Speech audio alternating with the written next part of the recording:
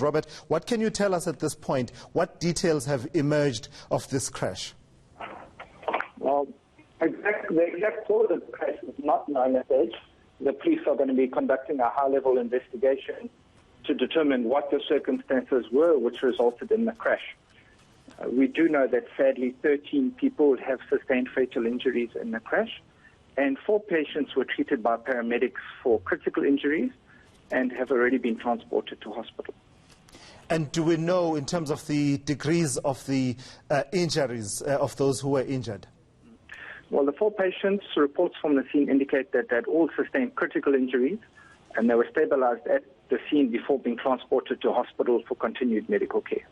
Robert, what are your teams telling you from the ground there? Because we're just showing some of the pictures we've received from the scene. They're absolutely shocking. I mean, I see the minibus taxi was at some point on fire, and we're seeing that there's now a backlog of traffic that has been caused there. Just in terms of the sheer force of the incident, what are your teams telling you?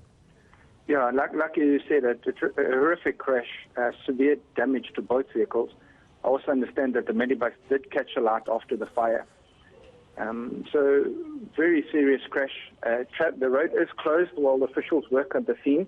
As much as the patients have been transported to hospital, the police there is physical debris and obstruction to the road, as well as the police need to start the investigation. So they'll need to take photos, measurements, etc., before traffic is allowed to travel on the road again for the investigation. And Robert, are we able to say anything about the conditions in terms of the weather conditions and generally the environment within which this incident happened? And I ask this because that particular area of KwaZulu-Natal can at times have a lot of fog under certain conditions. So do we know whether this was all clear, clear blue skies, or was it under, difficult weather conditions? Well, reports indicate that there was inclement weather at the time of the crash. However, it's not known to what extent the weather may have contributed to the crash.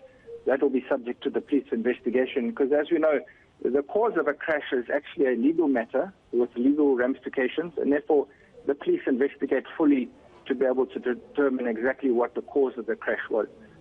All right, Robert McKenzie, thank you so much. He speaks on behalf of the EMS, Emergency Medical Services in KwaZulu-Natal.